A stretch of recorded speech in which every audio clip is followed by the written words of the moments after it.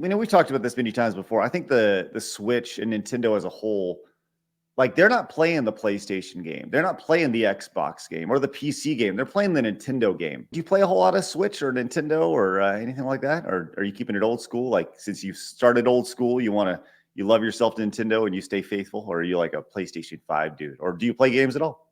I'm playing old games, and so I have a Nintendo Switch, but it's got all like old stuff. It's got like Super Mario World and stuff on it. But yeah, no, I didn't know that I knew that they would make another one. That thing was very successful.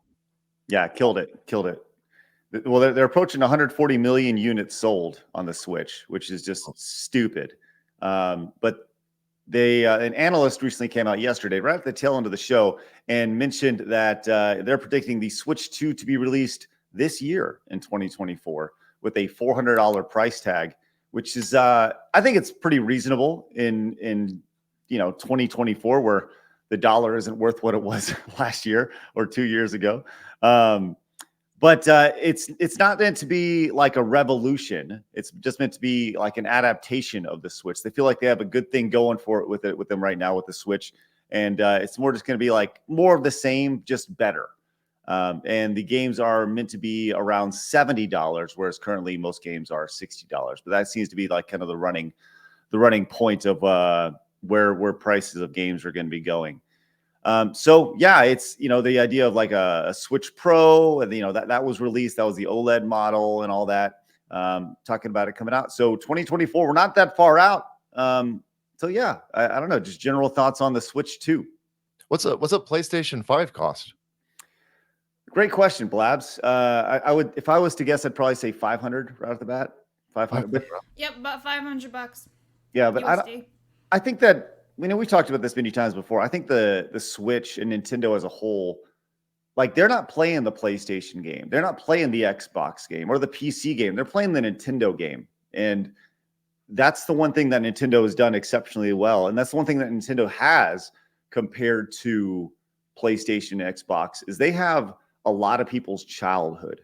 They have these IPs that people grew up with. And like, you go, well, who's the mascot of Nintendo, right? And Salty, who's the mascot of Nintendo? Well, I think most people would say Mario, but I mean, you got Link right up there. You got Samus. There's just so many characters that they've created that they really do a good job. Listen, Nintendo does a fantastic job building incredible games that last I mean, the longevity of that brand and those characters is something that is far exceeding what anybody else can do. Right. And then you ask the same question of, you go, who is the mascot of PlayStation? I don't know. When I was a kid, it was Crash Bandicoot. Right. It was, but now he's on Switch too. And and then you say, well, the same question. Who's the mascot, or what is the mascot of Xbox? Used to be Halo. Yeah. Right. But Halo's kind of fallen off. Halo's not what it was 15 years ago. And that's the thing that Nintendo has going for it. So the idea that they have to keep up with the Joneses with PlayStation 5 and offer like this super high def mega console, when you look at Nintendo's top, we've looked at the top games sold on the Switch, and like 29 out of the top 30 games are Nintendo games. They're not Call of Duty. They're not, anything else. They're not, I think Minecraft is the only game that is on that top 30 list that's not a Nintendo game. And that's crazy to think about. But one of the things that in the article is that it's rumored to launch with 3 games. And we talked about this a little bit. It just the idea of launching with only 3 games. What type of games would you like to see? What do you think would be smart to launch with a Switch 2, Salty? Wow. If there's only going to be 3 games available for that thing at the start, then I think that's really low and stupid. By the way, it's got. How did the that second Zelda game end up doing on the original Switch? I'm sure it sold well, but I mean, did it play well? Was it showing the age of the Switch? Because the first one was that game was nuts. Yeah. I was a little bit curious if they're going to do a second one on there. So they did Tears of the Kingdom, and Tears of the Kingdom sold gangbusters, and it worked exceptionally well. It was like the epitome of what the Switch could do. You know, over the course of like a console, you have games at the beginning of a console. That same game would look totally different and better at the end of the console because people understand how to develop for it better, right? And that was kind of the case with Tears of the Kingdom. But I think that's kind of the thing that they could do with the Switch 2. If it's going to be more powerful, is they release a Tears of the Kingdom or Zelda 2. Remastered. Either a remastered or an upscaled version that shows you the difference between the two. It's like going back to the difference between Super Mario Brothers or Mario 3 and Super Mario World on the two different consoles. You know, I think that's your big selling point for sure.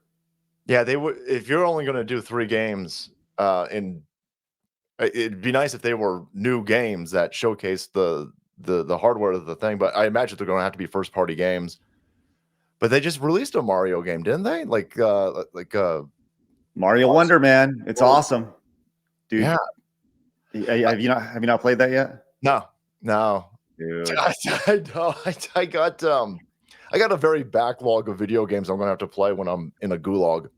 Listen, I'm telling you this right now. Mario Wonder, it's so much fucking fun. It's so much fun. And if you like, it may be. It's okay. I think Super Mario World is like the best Mario game ever, but Mario Wonder may be right there. It's so good and it's so fun. And there are things about it that aren't good, right? Just like there's things that are not good about Mario World. But we look over it because we're having so much fun while playing it. And that's the case with Mario Wonder. It's so fucking good. And it's like charming. And the entire time I played, I was like, I'm having so much fun. I feel like I'm 12 years old. And it was great, man. It was ridiculous. So I fully like, that's a game that you should play on a stream.